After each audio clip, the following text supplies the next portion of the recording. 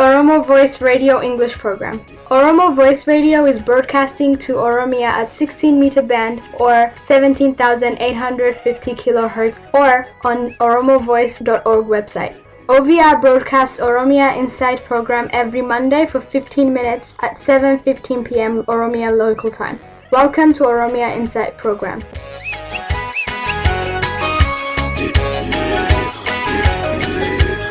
Welcome to Oromia Insight. My name is Ali Jalata. Our guest today is Professor Asafa Jalata with me to discuss about Oromo protest and the impact. Asafa Jalata is Professor of Sociology, Global Study and Africana Study at the University of Tennessee, Knoxville, USA. He is teaching in the research expertise focused on area of Oromo study, global study, development, international equality, social movement, nationalism, terrorism study, indigenous study, human rights, race, and ethnicity. Welcome, Professor. Welcome. What is your assessment on Oromo protest so far?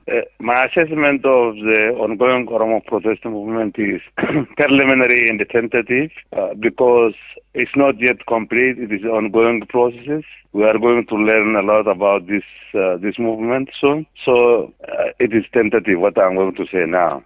Generally speaking, the ongoing Oromo protest movement is going for more than 4 months. And it still continues in different parts of Oromia. It erupted in Ginchi near Ambo on November 12, 2015, and shortly covered all Oromia like wildfire. For the first time, the revolutionary flame of Oromoma has tied all Oromo branches together to take coordinated action to defend their national interest and their human rights. This protest movement was triggered by opposing land grabbing policies and the selling of Oromo forests in Ginchi and the so-called Asafa master plan. The opposition to this master plan triggered a nationwide opposition to the Tigrian terrorist regime, and it is Oromo servants known as the OPDO. Through the accumulated experience of the past 25 years, the Oromo people have realized that the Tigrian colonial elite, with the help of Oromo mercenaries,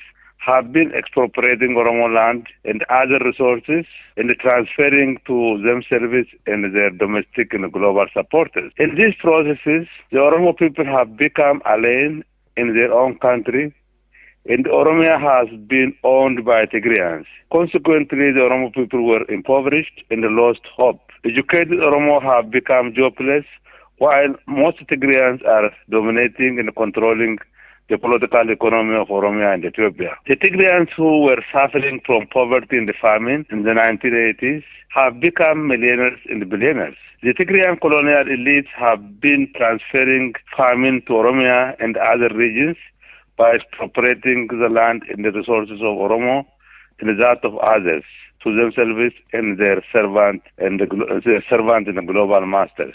At the same time, the Oromo national struggle that started in the 1960s has been penetrating the psyche of the Oromo people. This struggle has been revitalizing the Oromo national culture, history, and identity. Consequently, Oromo nationalism, or what I call national Oromoma, has blossomed and become a revolutionary flame. We can also say that national Oromoma or Oromo nationalism has become a revolutionary volcano that has erupted all over Oromia. The Tigrian fascists and their Oromo collaborators or mercenaries who used to think that the Oromo people were a collection of tribes who could be used as raw materials and the firewood cannot understand the essence and nature of the current Oromo protest movement.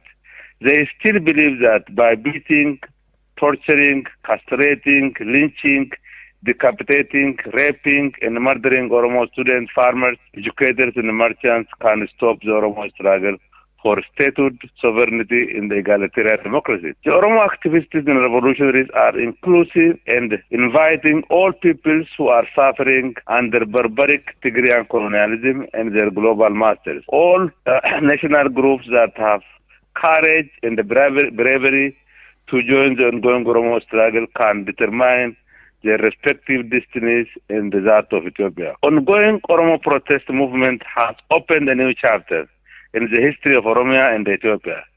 This history is written by Oromo blood, and the relationship between the Oromo and their colonizers has been changed forever.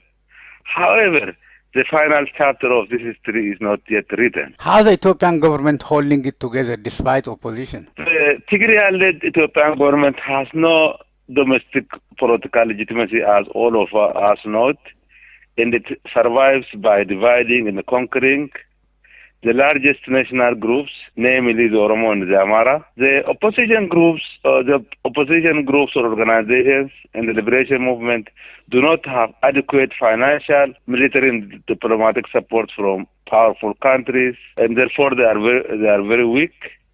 The big powers and the international institutions such as the World Bank and the International Monetary Fund support the Tigrayan-led Ethiopian government financially, militarily and diplomatically. On this part, the regime is a mercenary force for big powers in the fight for them in Somalia, Sudan, and other countries. It is heavily paid for this service. So, for the last 25 years, the regime overused the rhetoric of democracy, federalism, and development while establishing Tigrayan colonialism and the dictatorship and grossly violating human rights. The lies and the propaganda of the regime have been exposed where it started to enrich Tigrayans by dispossessing Oromo land and the land of other peoples by the name of development. When Tigrayan colonial elites have monopolized political and economic power in Oromia, the Oromo society has continued to be impoverished. The absence of strong opposition organizations in liberation fronts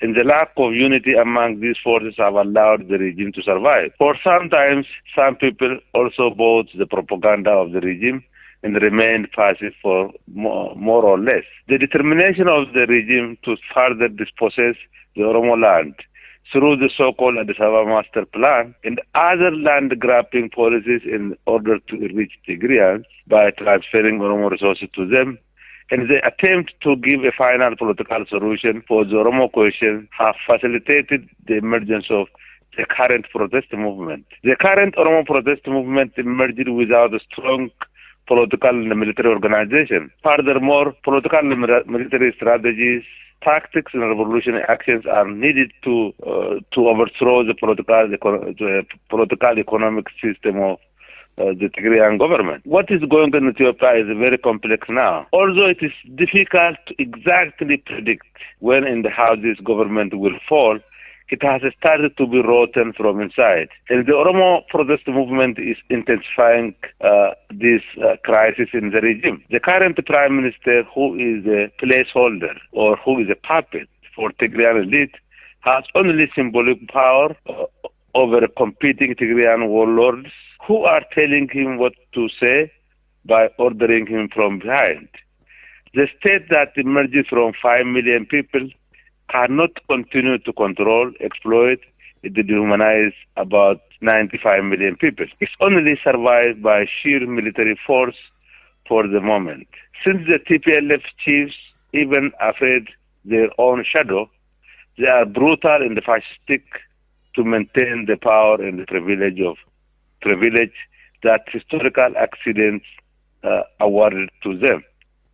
This regime might even cause the disintegration of the Ethiopian empire through its terrorist and genocidal policies before it will be overthrown or it will be disintegrated.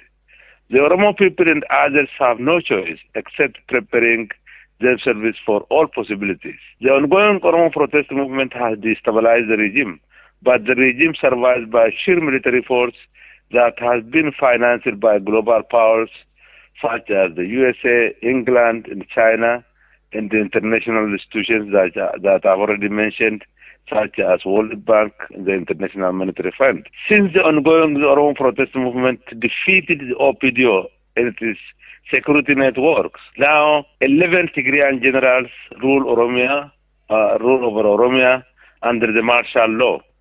There is no semblance of law and order in Oromia and beyond. The Tigrayan military force known as Agazi, the police and Tigrayan security networks are massacring Oromo, whom they think that they are politically conscious.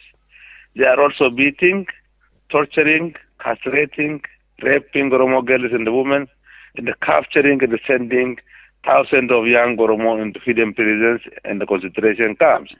This kind of government cannot stay in power for long. It is a matter of time that this government is in power. What has changed as a result of Oromo protest? This is a very interesting question. Many things have been changed as a result of the Oromo protest movement. The Oromo people have restored their national pride, patriotism, and the bravery that they enjoyed between the 16th and the mid-19th centuries. During these centuries, the Oromo had their republican government and the Zagada CK system. They had a formidable military organization. The Oromo had no mercenaries who joined the enemy to fight against them because they successfully defended themselves from internal and external enemies during this century. Biya Oromo, that we call today Oromia, was sovereign, and no enemies exercised their political power on them. Oromo protesters have proved to all that the Oromo are one people or one nation that can determine their destiny. Young Oromo protesters are equipped by the ideology of national Oromoma, which has uprooted the division that the enemy of the Oromo created among different Oromo branches.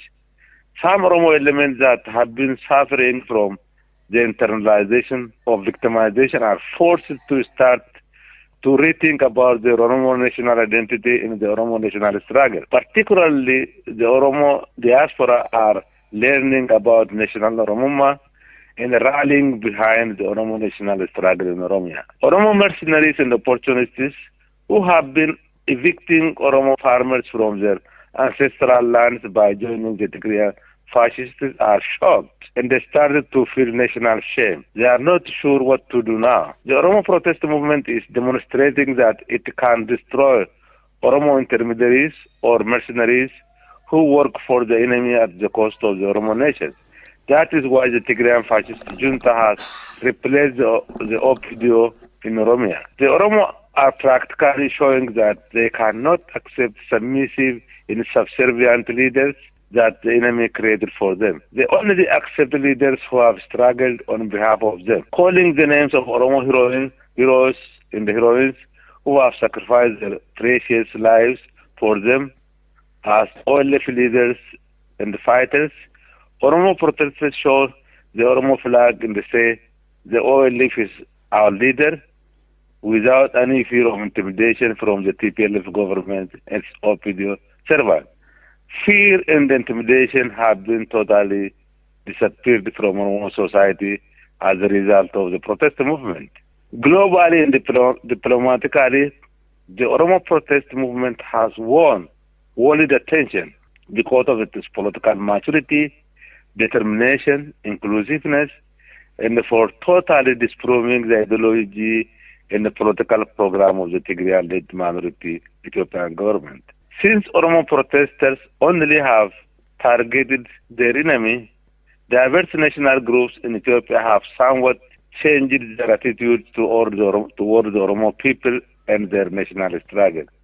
What is amazing is that many Amara elites who used to suspect and hate the Oromo struggle have become neutral or sympathetic to the Oromo activists and protesters.